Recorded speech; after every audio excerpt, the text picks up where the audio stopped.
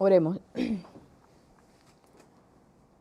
Padre nuestro que está en el cielo, Señor, santo, santo y glorificado y bendito sea su nombre. Nuevamente, Señor, estamos aquí para poder presentar su palabra, Señor, y para que todo lo que vayamos a decir, Señor, pueda ser obra de su Espíritu Santo. Te rogamos, Señor, que cada una de las personas que escucharán este culto puedan entender, Señor, más su palabra y que la puedan poner en práctica. Quédese con nosotros, Señor, y con todo su pueblo. Sabemos que hay necesidad de su palabra y ayúdenos para poder seguir siendo instrumentos, Señor, para compartirla. Quédese con nosotros, todo esto lo pedimos en el bendito nombre de su Hijo, amado Cristo Jesús, con el perdón de nuestros pecados. Amén. Amén. Feliz Santo Sábado, hermanos. Nuevamente estamos aquí para tener la continuación de la semana pasada. Me quedó una parte importante que no pude llegar. Y la verdad es que me faltaban cosas y por eso yo creo que no lo terminé, porque fui encontrando más cosas y bueno, ya lo veremos en el culto. Es la Matrimonios en el tiempo del fin, la 7ª parte. Esperemos que sea la penúltima, porque todavía sé que me falta uno más, pero bueno, como me dijo David, hasta que Dios quiera, ¿no? Que se acabe. Pero vamos a comenzar. ¿Se acuerdan que la semana, bueno, la imagen de la portada, quiero que si la puede poner, tenemos aquí a un cuerno o una trompeta, el chofar, ya hablaremos, bueno, ya estuvo Ángel hablando acerca de ello, pues hoy hablaremos acerca del significado del amigo del esposo. Leeremos bastante con respecto a esto y veremos que las similitudes que hay hoy en día con el tercer Elías.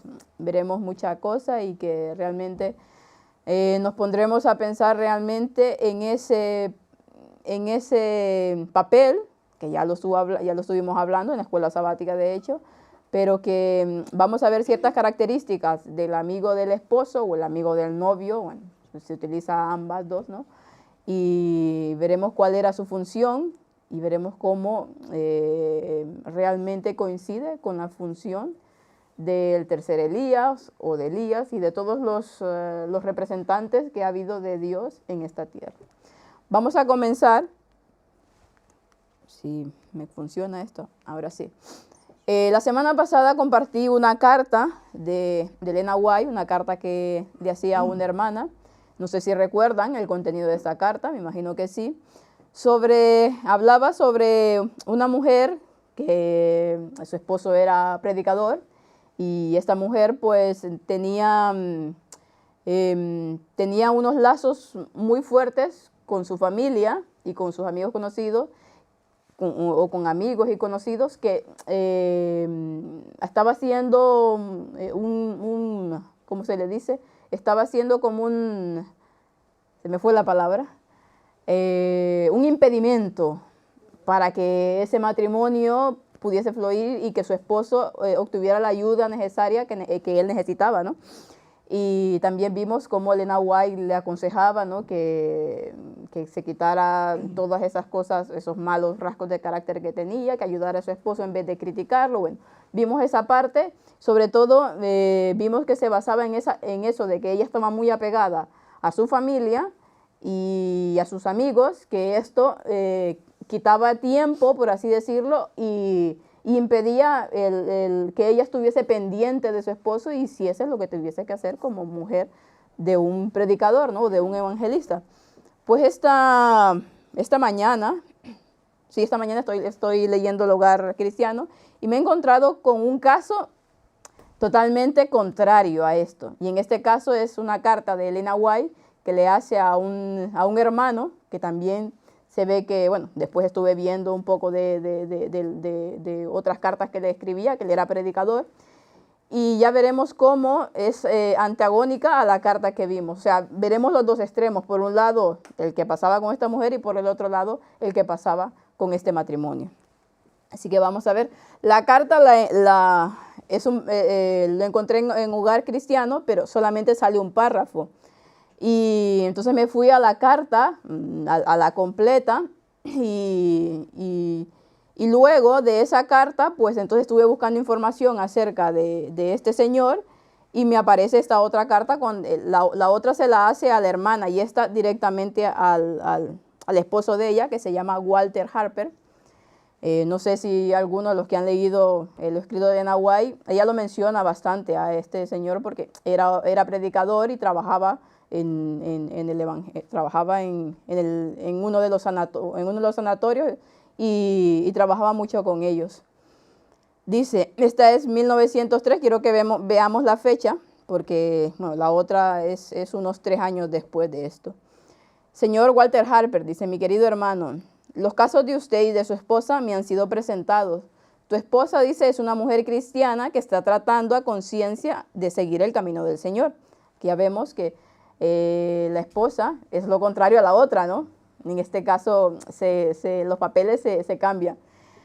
De esta manera, no siempre, y está traducido así automáticamente porque la carta completa está en inglés, así que algunas palabras, bueno, van un poco así raras, ¿no? De esta manera, dice, no siempre es su camino, y por lo tanto ella y usted no siempre están de acuerdo, o sea que ella está siguiendo el camino del Señor, y no quiere decir que lo que él esté diciendo o haciendo también tenga que ver con ese camino que ella está siguiendo, que a veces no pueden estar de acuerdo en situaciones, ¿no? Tienes una idea de que la mente de tu esposa debe estar centrada en ti. Y vemos que la carta anterior, ella le hacía esta misma reproche a la mujer, ¿no? Y en este caso se lo está haciendo a él. Y que ella debe obedecer tus dictados. Su conducta hacia ella es más parecida a la de un áspero maestro de la escuela hacia sus alumnos que la de un marido a su esposa. Ya vemos aquí que había un hombre arbitrario, dictador, que estaba tratando a su esposa como no debía, ¿no? Como ya lo habíamos visto anteriormente en otros temas. Mi hermano dice, si esta es tu idea de lo que debería ser la vida matrimonial, necesitas convertirte. Tu esposa no es feliz. Ella es tan capaz de comprender su deber como tú, de comprender tu deber. La haces muy infeliz al tratar de llevarla a tus ideas y planes, dice. Ella tiene derecho a esperar que usted le permita una cierta suma para usar como propia. Aquí veremos que él le daba tal vez algún, bueno, era esposa, en este caso estaba cuidando de su hogar, ¿no? Y él le daba una cierta suma de dinero y él quería que esa suma de dinero la utilizara como él quería, no como ella, según su criterio, lo dictaba. Si se lo daba, pues él quería que ella lo usara para su propio beneficio, el de él. Su esposa dice, tiene razón al pensar que le debe a su madre y a su abuelo un deber. Aquí ya empezamos a ver el problema, ¿no? Usted se ha casado con la familia y debe actuar como parte de un hijo hacia la madre de su esposa. Es mucho más importante que con amabilidad y cortesía cumpla con los deberes que debe a quienes están conectados con usted, que con los medios que adquiere. En este caso, pues se ve que tenía problemas con la familia de ella. No quería que ella estuviese pendiente de su madre, en este caso, y de su abuelo, según lo cuenta aquí. Y él quería y no trataba a la suegra como debía, ¿no? Cuando su esposa se casó con usted, dice, pensó que habría armonía entre usted y su madre. Eso es lo que ella pensaba, ¿no? Y también pensó que usted le ayudaría un poco a cuidar de su madre. La madre de esta, según leo y entiendo, no estaba tan bien, estaba un poco delicada de salud. Esto tenía derecho a esperar, dice. Cuando le quitó a su esposa, a su madre, debería haber sentido la responsabilidad de tratar de compensar a la familia, en cierto grado, por su pérdida. Y deberías haber sentido una gran bendición ser reconocido como hijo y un hermano. En lugar de hacer de la familia de su esposa su familia, pues quería alejarla totalmente de ellos. Quiero que veas este asunto como si vieras toda la presentación en un espejo. Dice, quiero que den la medida correcta a todas las cosas. Su madre estaba viva, la madre de él. ¿Le complacería que su esposa la tratara como ha tratado a la madre de su esposa? Parece que has pensado que al casarte con tu esposa le hiciste el honor y que para complacerte debería liberarse de todo lazo de la naturaleza. Él pensaba eso, que él había adquirido a la esposa y que era propiedad de ella y que por lo tanto cualquier lazo que tuviera familiares con la otra tenían que cortarse totalmente. No conozco a ninguna otra mujer, dice, que se hubiese sometido tan pasivamente como su esposa a las restricciones que usted ha hecho. Actúas como si pensaras que tu esposa, porque se ha casado contigo, debe crucificar todos los afectos naturales. Ella nunca pensó que las cosas llegarían al clímax que tienen.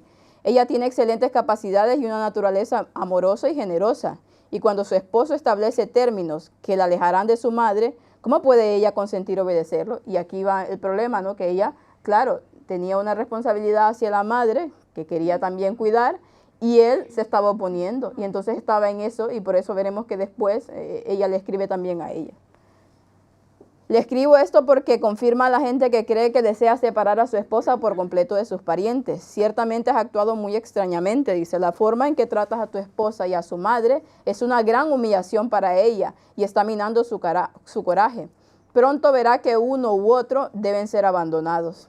Tú no eres, mi hermano, bien equilibrado en carácter. Si no te hubieras convertido en el centro, si le hubieras mostrado a tu esposa que la apreciaba, tanto tú como ella habrían sido mucho más felices. Necesitas cambiar en muchos puntos y entrar en línea, dice. Mientras trabajaste tan duro para hacer que otros siguieran tus ideas, has estado destruyendo el amor de tu esposa por ti. O sea, era un predicador, porque predicaba, si lo quieren buscar en otros escritos, él predicaba y hacía la obra, pero resulta que al estar consiguiendo que otras personas siguiesen lo que él decía, bueno, lo que él predicaba, resulta que estaba destruyendo el amor de su esposa hacia él porque estaba actuando totalmente contrario a lo que predicaba. Su determinación de mantenerla alejada de su madre la ha obligado a decidir que su madre, dispuesta por sus propios recursos y sin familiares cercanos que la puedan ayudar, no debe quedarse sin la presencia de su hija. Esa madre puede ser y es defectuosa en algunos aspectos, tú también, pero más decididamente. El Señor no ha quitado su amor de tu suegra porque ella no es impecable. Bueno, una de las excusas es que la madre de ella, pues a lo mejor tenía algunos defectos de carácter, ¿no? Porque como todo el mundo no es perfecto, y él utilizaba eso para alejar a la hija de su madre. Dios quiere que veas lo absolutamente sola que ha quedado tu esposa, que reflexiones sobre sus problemas y que anhelas ayudar a su madre, que actúe por ella como parte de su hija. Me pregunto grandemente, mientras veo la representación, cómo su esposa ha soportado la humillación durante tanto tiempo. Ella es tu esposa y sin embargo no tiene un lugar al que pueda llamar hogar, que toda mujer casada debería tener. Pero en lugar de darle un hogar a su esposa, la ha llevado a otras familias y ha dispuesto su dinero en la compra de regalos para aquellos con quienes se estaba quedando. Tu esposa ha sido profundamente humillada por esto. O sea, no solamente hacía, bueno, le daba el dinero, ¿no? Y quería que ella hiciera lo que él quería con el dinero, que era comprarle, dice, regalos a otras familias en el que la andaba y que en eso ella utilizase este dinero.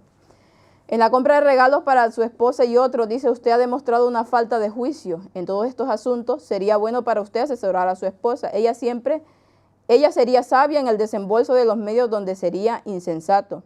Debe permitirle a su esposo una cierta suma semanal y debe permitirle hacer lo que le plazca con este dinero. No le has dado la oportunidad de ejercer su tacto o su gusto, porque no tienes una realización adecuada de la posición que debe ocupar su esposa. Tu esposa tiene una mente excelente y bien equilibrada. Aquí tenemos a una mujer que estaba siendo lo que podía de la mejor manera y tenemos aquí a un hombre arbitrario que quería imponer todo lo que él quería porque, bueno, ya tenía esos rasgos de carácter y aparte que era predicador, pues pensaba que por esto tenía el derecho de hacer lo que hacía con la esposa.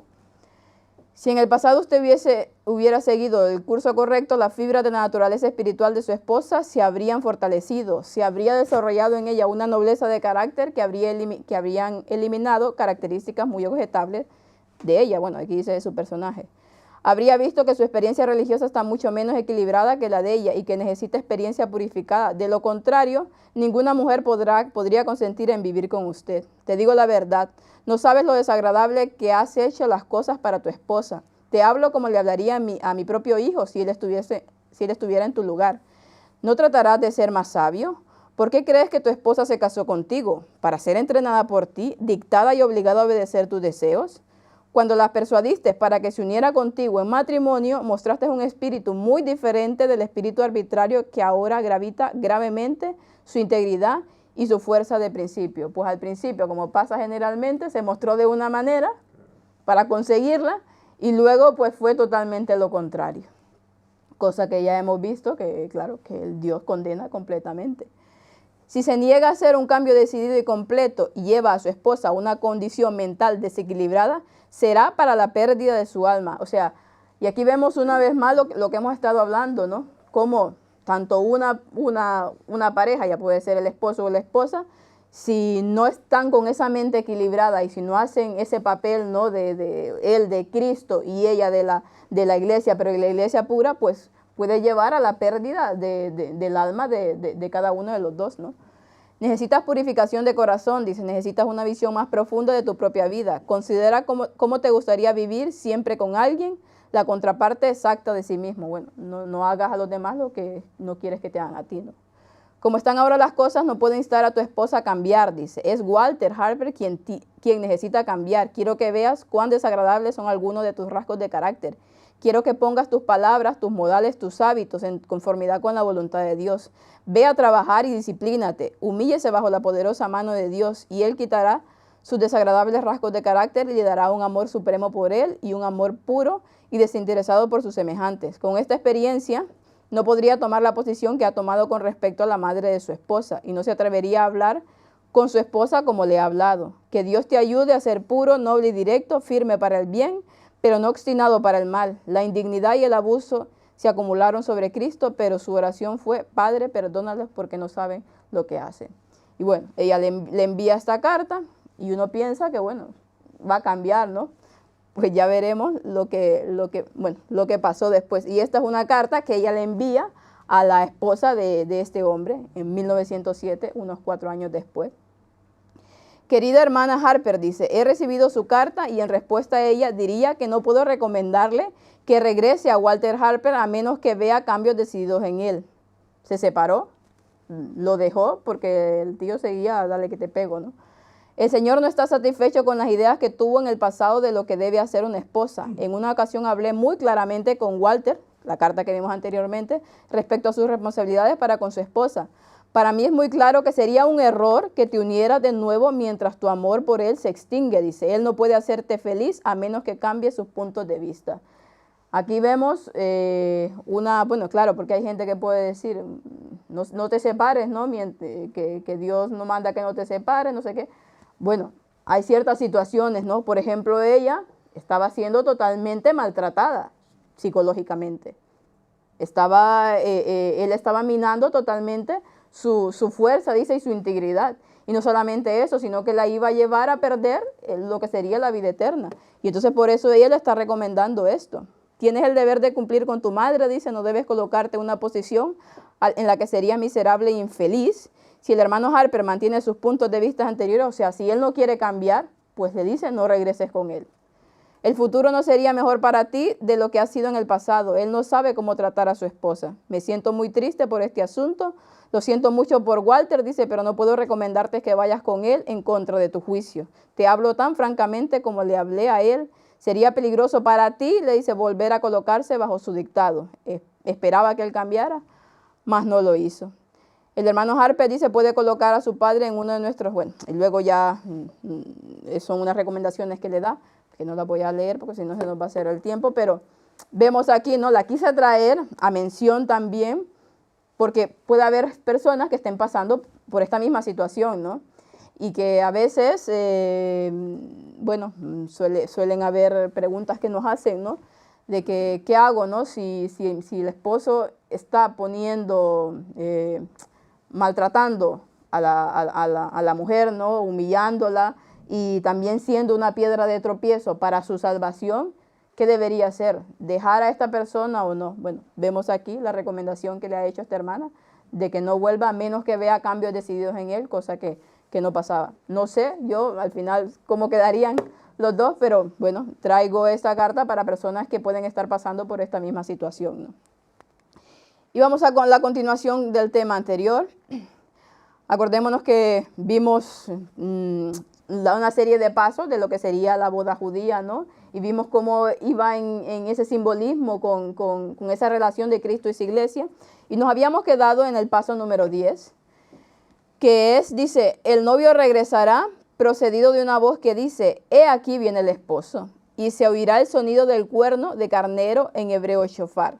Generalmente la hora que llegaba el novio era la medianoche. Esto ya lo hemos visto en varios temas, ya lo hemos tratado, que una de las partes importantes de una boda era esta parte precisamente. El novio regresaba precedido, o sea que antes de que regresaba había una voz. Y esa voz la que decía, aquí viene el esposo. Lo hemos estado hablando en tantas ocasiones. Y se oirá, dice, el cuerno del carnero, en hebreo shofar, que Ángel estuvo hablando mucho acerca del significado de esto. Recomiendo por eso que a las personas que vean este culto también vean los cultos que él ha hecho. Y aquí nos da una breve descripción para acordar, porque hay cosas que él ya las ha dicho. Shofar, dice, es una forma arcaica de los instrumentos de viento que ha llegado hasta nuestros días. Dice, la raíz de la palabra hebrea significa brillar, adornarse, indicando el claro sonido del instrumento. Está hecho de cuerno, y esto aparece no solo en la tradición talmúdica, sino porque en el lugar del shofar también se utiliza la palabra cuerno. El término carnero se asocia frecuentemente con la palabra shofar, dice, por lo que se supone que el instrumento originalmente era hecho de cuerno de carnero. Más tarde el shofar era diseñado de metal u otro material, siempre conservando la forma del cuerno. Y ya nos dice aquí, en la ley de Moisés se prescribe el uso del shofar para los sacrificios de los días, de la luna nueva, de los días de fiesta y de alegría, del año del jubileo. Y también se utilizaba en las procesiones religiosas, dice, se sonaba el shofar como alarma para reunir al ejército, para la escapada ante la llegada del enemigo y para detener la acción de la batalla. Y empezamos a ver, bueno, empieza nuestra mente, ¿no?, a pasar por todos estos versículos que hablan también de eso, cuando se tocaba el carnero, para la reunión de un ejército para una batalla. ¿Por qué? Porque venía un enemigo. Bueno, con Cristo también. Dios está reuniendo a su pueblo, llamándolo. ¿Para qué? Para enfrentarse a esa última batalla, ¿no? Esa última batalla que tendremos con el enemigo. Y vamos a empezar a ver unas descripciones de lo que sería el que hace esta voz, precisamente. Aquí viene el esposo, que es el amigo del esposo, que también Ángel estuvo hablando de ello. Y veremos unas descripciones en varios lugares que he encontrado por internet, referente a cuál es el papel de esta persona, o cuál era el papel de esta persona en una boda. Por ejemplo, esta dice una boda judía en la época de Yeshua, ponen ellos, de Jesús. Normalmente, dice, el padre era el encargado de buscar una esposa para su hijo. Cuando el padre no podía hacerlo, elegía un representante. A este representante se le llamaba el amigo del novio. Y esto pasó con Abraham en Génesis 24. Nos acordamos que en Génesis 24, pues Abraham le comisiona a su siervo, a Eliezer, a que vaya a buscar a la prometida para su hijo, ¿no? O a la novia, la que sería esposa de su hijo. Pues también se ve que es en ese tiempo, bueno, cuando el padre no podía, pues mandaba a su siervo y elegía. Y este también es como un agente o como un amigo del esposo, que es lo que nos dice aquí. Cuando el joven encuentra a su novia, dice, le hace una invitación a la casa de su padre. El joven varón tenía que tener suficientes medios para dar dote matrimonial, que podría ser dinero, joyas o una propiedad. Cuando el varón tiene la dote, dice, entonces se entran en las negociaciones por la novia. Y el padre del varón llama a un hombre que actúa como agente para él y su hijo. Este agente es el amigo del novio. Aquí vemos, esta persona es el agente, es el intermediario entre el novio y la esposa, ¿no? Es el que lleva a cabo todo. Juan el Bautista, dice, era el amigo del esposo de Jesús, agente que por medio del bautismo del arrepentimiento por agua estaba preparando un pueblo dispuesto al Señor. También ya hemos visto esta parte. Este agente está perfectamente informado respecto a la dote que el joven puede pagar por su novia. Estuvimos viendo también ese precio, ¿no?, por esa novia que se daba, y que, haciendo la comparativa por Cristo, pues fue su propia muerte. De la misma manera, el padre de la novia llama a otro agente. Cuando los agentes, dice, de las dos partes se encuentran, se lleva a cabo las negociaciones en serio y deben consentir la mano de la joven y se ponen de acuerdo. Resulta que no solamente aparece un agente o un amigo del novio, sino que aquí aparecen más. De acuerdo, dice, sobre la cantidad del dote que el joven debía pagar por la novia. Estos agentes o amigos del novio, vemos que ya no solamente es uno, sino que aquí lo pone como que había más, Se practicaban mucho en Judea, dice, y servían como mediadores de la pareja e inclusive en la fiesta de la boda llevaban presentes a la pareja y le servían, es un servidor. Estos testigos garantizaban que tanto el novio como la novia han cumplido con lo prometido en el compromiso. Estos amigos del novio son el tipo de gobierno, bueno, y ya nos hace una reflexión, esta página dice, son el tipo de gobierno que está puesto por Dios para preparar a la iglesia para el encuentro con su Salvador. Pablo dice en Corintios, dice, porque os celo con celo de Dios, pues os es desposado con un solo esposo, para presentarlo como una virgen pura a Cristo. Aquí estamos viendo en la época de Pablo que estaba haciendo de intermediario como ese amigo del esposo, ¿no?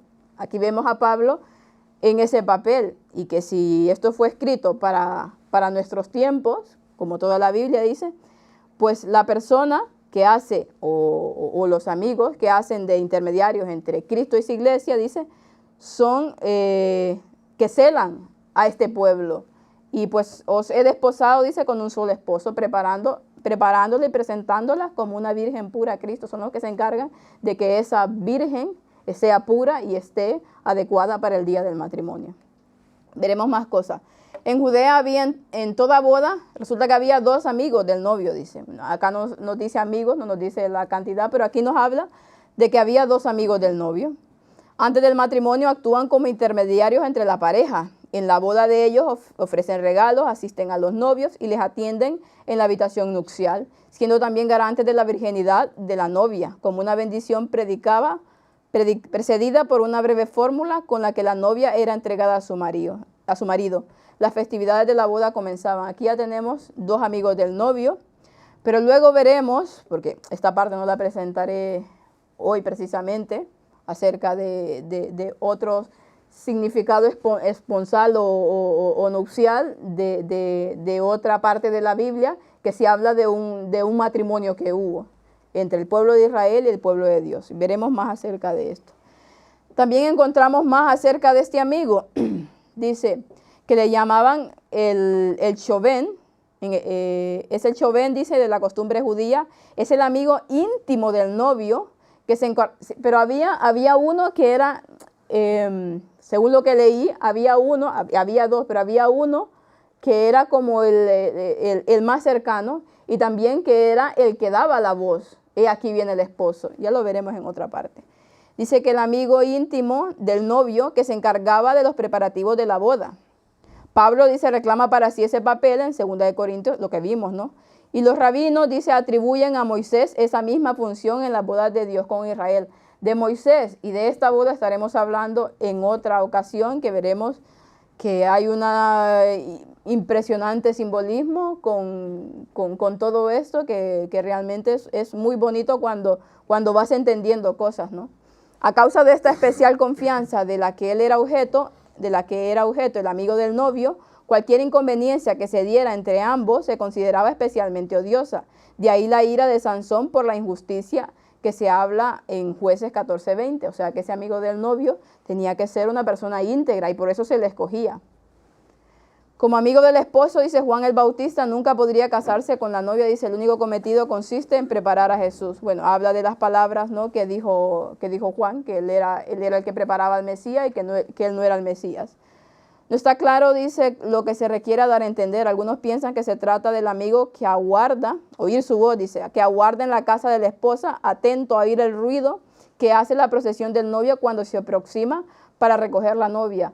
O sea, una de las funciones, dice, que no es, supuestamente en eso no está claro, pero algunos piensan, dice, que ese amigo es el que aguarda en la casa de la esposa y está atento a escuchar cuando viene el novio, ¿no? Para poder dar esa voz, aquí viene el novio. Otros imaginan, dice, al amigo esperando junto a la casa del novio después de que la esposa ha sido introducida en ella y se alegra al oír el esposo hablando de su esposa. Era el que daba el anuncio de que la esposa era virgen. Y se quedaba ahí atrás de la puerta esperando que su amigo, el esposo, diera ese anuncio, ¿no? Bueno, esto no lo terminaremos de leer porque seguiremos con más. ¿Quién es el amigo del esposo? Aquí también sacaremos alguna cosa de este escrito porque es muy interesante. Dice, el amigo del esposo como un oficio asignado para los arreglos de una boda, a lo mejor no nos dice mucho a este tiempo, pues esto fue una costumbre propia del pueblo judío. Pero esta figura ocupaba un lugar de privilegio en muchas bodas judías.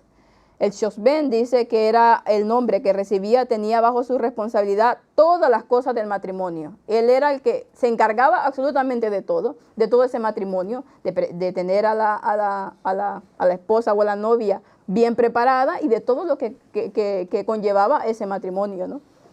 Por un lado, era la persona encargada de pedir la mano de la novia a los respectivos padres, organizaba la boda, dice, tenía que repartir las invitaciones, precedía en todo el banquete nupcial.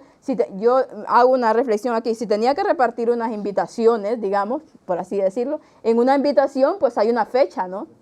Hay una fecha de una boda. Y esta persona resulta que era que se encargaba también de repartir esas invitaciones a esa boda, a ese momento culminante, ¿no? No sé si les hace acordar a algo que está pasando hoy en día. Y ya lo veremos al final. Precedía en todo banquete nupcial, o sea, el encargado de todo, ¿no? Tenía que estar pendiente de que no faltara nada. Tenía que ser una persona, aparte de íntegra, una persona muy capaz de estar pendiente de todo para que en ese día no faltara absolutamente nada. Una vez concluida la celebración, tenía que dirigirse hacia la cama nupcial, dice, y estando ahí, también debía de asegurarse que todo estaba en orden. Y muy importante, dije, su trabajo de vigilar la presencia de algún intruso cerca de aquel lugar. Era una tarea que la hacía con mucha precaución. O sea, una de las funciones del amigo del esposo era que tenía que estar atento a cualquier problema, a cualquier voz que no era la voz, y tenía que estar atento a cualquier intruso que quería hacer alguna cosa en la boda o con la esposa o con la novia, ¿no? Y era una tarea que hacía con mucha precaución. Hoy en día, si vemos el papel también del tercer Elías, tiene que estar pendiente de los intrusos, ¿no? ¿Cuáles son esos intrusos? Esos que se disfrazan con un poco de verdad, pero que al mismo tiempo van metiendo errores, y tiene que denunciar todo eso, aunque con eso no sea bien visto. Vemos que estaba también en la función del amigo del esposo. Solo abría la puerta, dice, cuando escuchaba la voz del esposo, quien se anunciaba en medio de la oscuridad. O sea, solamente abría esa puerta cuando él escuchaba que venía el esposo. Cuando la voz era identificada, él también tenía que identificar que eso venía que eso venía del novio, ¿no? O en este caso, que eso venía de Dios, que esa voz, que eso que le estaba diciendo venía de Dios. Él se llenaba de mucho gozo, dice, pues sabía que su trabajo estaba terminando. Cuando él ya escuchaba la voz, la procesión que venía del novio, pues él se gozaba mucho, porque ya sabía que era el momento de la boda, era el momento de anunciar que venía el novio, ¿no? Lo último que hacía era cerrar la puerta para que los amantes, bueno, y esto ya es en el caso de la noche de bodas, ¿no? Para que los amantes entraran en su luna de miel. Él no envidiaba al esposo o a la esposa. Esta era su tarea, y ahora con gozo, cuando su gozo era cumplido, no sé por qué le ponen eso, Juan el Bautista aparece en esta hermosa escena como el amigo del esposo. Él vino para unir a Jesús con su iglesia y para enlazar a Jesucristo con el reino que instauró al comienzo de su ministerio. Y aquí encontramos el más sorprendente ejemplo de humildad que nos invita a imitarlo. Dice, veamos el gozo de su oficio que debiera ser el nuestro también. Bueno, y aquí vemos que ese amigo de su esposo, Juan el Bautista, también hacía ese papel y hizo ese papel, ¿no? De aquí solo voy a leer una parte. Dice, el amigo del esposo era una persona de estricta confidencia y confianza para el novio, ¿no? Eso es lo que entiendo que quiere decir. Era una persona que de estricta confidencia, era alguien muy confiable y de mucha confianza. ¿Para quién? Para esta. O sea, que no ponía a cualquiera. Él ponía a una persona que sabía que iba a cumplir con ese deber, ¿no? Si quieren después en sus casas pueden leer lo demás porque es muy interesante, pero si no, no nos va a dar tiempo de dar todo el tema. Y resulta que en la Biblia pues encontramos esa parte, ¿no?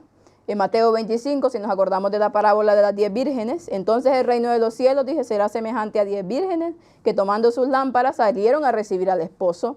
5 de ellas eran prudentes y 5 insensatas. Las insensatas, tomando sus lámparas, no tomaron consigo aceite. Lo que vimos, unas estaban preparadas y otras no. Más las prudentes tomaron aceite en sus vasijas juntamente con sus lámparas. Y tardándose el esposo, cabecearon todas y se durmieron. Estuvimos explicando acerca de esta parábola. Solo la voy a mencionar. Y a la medianoche, lo que ya estuvimos viendo, se oyó un clamor. He aquí viene el esposo, salid a recibirle. Y esto en tiempo de Juan, hablamos de la época de Jesús, el que prepara el camino para la llegada del Mesías, ¿no? Y para que cumpla con su ministerio, fue Juan el Bautista. Pero resulta que ese papel de Juan también iba a tener su efecto en un futuro, y ese futuro es el de hoy, ¿no? Y ese amigo del esposo también iba a resultar ser un Elías, bueno, parte de ese Elías, porque a Juan se le llamó el segundo Elías, tenemos el primer Elías y habría el tercer Elías. Esto nos dice Malaquías 3:3, he aquí yo envío mi mensajero, el cual preparará el camino delante de mí y vendrá súbitamente a su templo, dice, y el Señor a quien vosotros buscáis, el ángel del pacto a quien deseáis vosotros, he aquí viene, ha dicho Jehová de los ejércitos. Malaquías 2:5-6. He aquí yo envío al profeta Elías, dice, antes de que venga el día terrible de Jehová y grande y terrible. Él hará volver, estuvimos hablando acerca de esto hoy, él hará volver el corazón de los padres hacia los hijos y el corazón de los hijos hacia los padres. No sea que yo venga y hiera la tierra con maldición. Aquí vemos una función de este tercer Elías, ¿no? Está hablando del tiempo del fin. Y bueno, este capítulo, sé que lo explicará Ángel en su debido momento, profundizará. No lo voy a comentar porque no precisamente quiero ahondar en esto, sino que quiero presentar ese papel, ¿no? Del amigo del esposo. Y en Juan 3:29, bueno, lo que decíamos, en una boda el que tiene la novia es el novio, y el amigo del novio que está ahí lo escucha, se llena de alegría al oírlo hablar, así también mi alegría es ahora completa. Hablando Jesús acerca de Juan el Bautista, el amigo del novio. Y aquí hay algo interesante que yo encontré, porque yo me preguntaba y decía, cuando viene el novio, ¿no? A buscar a su esposa, claro, hay un cierto lapso de tiempo o no hay un lapso de tiempo, porque claro, se menciona como todo muy rápido, ¿no? Que viene, avisa, ya está ahí. Bueno, vemos aquí algo interesante que dice, en esta misma página que utilicé anteriormente, dice, para avisar a la novia de la llegada de su amado y poder así tener algo de tiempo para prepararse y preparar las cosas que se llevaría con ella, alguien gritaba diciendo, aquí viene el esposo, salid a recibirle, y se tocaba el shofar. O sea, y cuando lo vi, digo yo, porque estuve buscando tanta información, pero vengo y me encontré con esto y respondí a esa pregunta, ¿no? O sea, si había realmente un lapso de tiempo entre esa preparación y esa boda, pues sí, dice que para avisar a la novia de la llegada de su amado y poder así tener algo de tiempo ella para prepararse y preparar las cosas que se llevaría con ella, alguien gritaba, aquí viene el esposo, alguien gritaba, hoy es el día de la boda, ¿no? Alguien sonaba la fecha, que era el momento de la venida del novio. Y en este caso, dice, se tocaba el shofar, entonces así la novia podía estar preparada, las cosas que le faltaban por preparar, dice. Y entonces la novia, dice, vestida como una reina, también tenía que vestirse, ¿no? Y adornarse y ponerse todo lo que se ponían en ese tiempo para la boda, salían a recibir el novio. Entonces me pareció muy interesante y nos hace ver realmente que hoy es el momento en el que está sonando esa voz, aquí viene el esposo, se está sonando una fecha de que viene Cristo en otoño del 2031. Y esta cita, que bueno, hay gente que ya la conoce, a lo mejor hay otros que no la conocen, donde hay un tercer Elías que prepara al pueblo de Dios, ¿no? Pero hay una voz o hay una persona que preside a ese pueblo, ¿no? Que es la que se encarga de preparar a ese pueblo para la venida de Cristo. Y la encontramos, bueno, ya todos la conocemos, o las que hemos visto los temas que se hemos presentado al tercer Elías, la conocemos. La profecía debe cumplirse, pero la voy a volver a mencionar. El Señor dice, he aquí yo os envío al profeta Elías, antes que venga el día de Jehová grande y terrible. Alguien debe venir, dice, con el espíritu y el poder de Elías. Y cuando aparezca, los hombres posiblemente dirán, eres demasiado, bueno, en este caso pone la cita piadoso, pero recordemos que no era la palabra esa, sino que, si no, más no me acuerdo, fervoroso. Vehemente, sí. Y vehemente, una persona con un ímpetu, con una fuerza, ¿no? Y le dirían eso, no interpreta las escrituras de la debida manera, déjame decirte cómo tienes que predicar un mensaje. Hay una persona visible, hay un tercer Elías pueblo y hay un tercer Elías hombre. Y ese es el que está anunciando que viene el esposo, el momento que viene el esposo, y está preparando un pueblo para su venida. Y recomiendo a todas las personas que puedan ver todos los vídeos de primavera-otoño presentados por Ángel Berna, para que puedan entender un poco más todo esto que estamos hablando del tercer Elías. Aún continuará con más temas, pero para que encaje todo, invito a que puedan ver todos los temas. Creo que hay 13, si no me equivoco, y realmente, de momento, son muy interesantes y vamos a entender más acerca de lo que estamos presentando. Entonces tenemos que el tercer Elías es también el amigo del novio, que anuncia el momento de la llegada del novio y prepara un pueblo para su venida. Tiene unas funciones importantes, ya la pudimos ver anteriormente, y sobre todo es el que anuncia la llegada del esposo, una fecha determinada, y prepara un pueblo para su venida. Bueno, continuaré con una parte y terminaremos, porque no me va a dar tiempo de presentar todo. Pero resulta que había un momento en el que generalmente se solían hacer las bodas. Y curiosamente, ese momento en que se realizaban las bodas, en ese tiempo, dice, otoño era el mejor momento para los matrimonios. La cosecha se había hecho, las mentes estaban libres y los corazones estaban en reposo, dice. Era una temporada en la que las noches eran frescas y deliciosas y era agradable sentarse por la noche al aire libre. Por lo general, todo el pueblo se reunía para una boda. Había una época específica en la que se celebraban las bodas y casualmente era otoño. Y acordémonos qué fiesta está en el otoño, tabernáculos, y es el momento de la venida de Cristo, ¿no? Qué casualidad de que realmente en ese tiempo se hacían las bodas. Vemos que no es casualidad, pero que realmente que estamos viendo cómo todo va a caer a lo mismo, ¿no? Y cómo todo se va cerrando de que realmente se está anunciando el verdadero momento de la venida de Cristo. Bueno, y luego de ese anuncio, dice, el joven iba a casa de la esposa junto con sus amigos al encuentro de la novia y marchaba en un complejo cortejo formado por su familia, amigos, acompañantes. Esto vemos ya lo que sigue del ritual de la boda, ¿no? Músicos y sonidos de panderetas, mientras cantaban textos que nos ha llegado hasta hoy en el libro del Cantar de los Cantares. Qué bella eres, amada mía, levántate, amada mía, hermosa mía, y vente. Paloma mía, en las grietas de la roca y en escarpados escondrijos, muéstrame tu semblante. Déjame oír tu voz, porque tu voz es dulce y gracioso tu semblante. Este versículo me pareció curioso, porque aquí habla le está recitando, ¿no?, a la novia, que se levante, ¿no? Hermosa mía, y que venga hacia él, ¿no? Paloma mía. Y habla aquí de que en las grietas de la roca y en escarpados escondrijos, muéstrame tu semblante. Déjame oír tu voz, porque tu voz es dulce y gracioso semblante. Yo quiero traer a la mente los escritos de Elena White, cuando habla que cuando Cristo viene a buscar a su pueblo, resulta que estaremos en esa época de persecución, ¿no? Escondidos en cavernas, en escarpados escondrijos, como dice aquí, en grietas de la roca. O sea, es tan, cuando lo encontré, digo yo, y solo se me vino a la mente eso, cómo la palabra de Dios está ahí y nos va indicando todo, ¿no?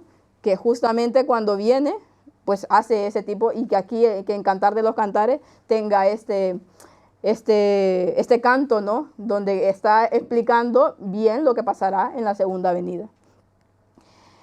Y la novia dice que estaba toda vestida de blanco y estaba rodeada de sus damas de honor, que por lo general eran 10. De ahí aquí lo de las 10 vírgenes, ¿no? También. O sea, generalmente dice que la novia tenía 10 damas de honor, siempre estaba vestida de blanco. Luego hace hace una referencia a todo el atuendo que llevaba la novia, cómo era adornado. O sea, era un día que se vestían totalmente de gala y que se vestía como se vestían los reyes y las reinas en esa época, ¿no? Porque lo que iban a hacer es una coronación de un rey, en este caso al novio, y de su reina, la novia, en ese matrimonio.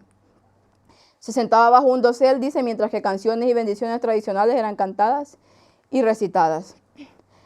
Y bueno, voy a dejarlo aquí, porque si no se nos va a alargar mucho, porque me falta todavía otra parte, hablar acerca de lo que pasaba directamente en esa boda, de cómo se casaban, bajo qué se casaban, todo lo que significa esto. Y es muy, muy interesante, pero hasta ahorita lo visto. Otra vez vemos cómo toda la Biblia es esa historia, ¿no? De esa relación y de ese boda y de ese punto culminante, que es la boda entre Cristo y su iglesia, y cómo lo va mostrando, ¿no? Y cómo lo que vimos hoy, ¿no? Hay un amigo del novio que anunciaba que venía el esposo y que preparaba ese pueblo. Y hoy en día el ministerio del cuarto ángel está haciendo ese papel. Y hay una persona visible que también lo está haciendo. Entonces, nosotros cuando vemos todo eso, pues debemos de pensar, ¿no? Realmente quién es el verdadero tercero Elías y quién es el que está dando esa voz para anunciar que Cristo viene y para preparar un pueblo para su venida. Vamos a terminar con una oración y que el Señor nos ayude, ¿no? A discernir lo que está pasando actualmente en este tiempo de la historia.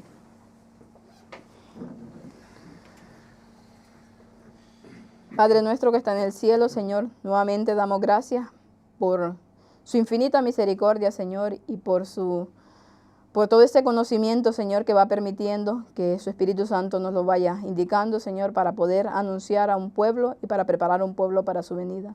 Para que nos ayude, Señor, a tratar de ser esa voz que el pueblo necesita para poder llegar a ser puro, Señor, y para poder estar preparado para cuando usted venga a buscar a su novia.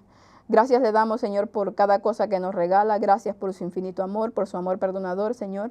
Le rogamos que pueda quedarse con cada una de las personas que podrán ver este culto y que lo puedan, Señor, entender y que puedan poner en práctica todo lo que usted manda. Gracias por todo. Todo esto lo pedimos en bendito nombre de su Hijo amado, Cristo Jesús, con el perdón de nuestros pecados. Amén.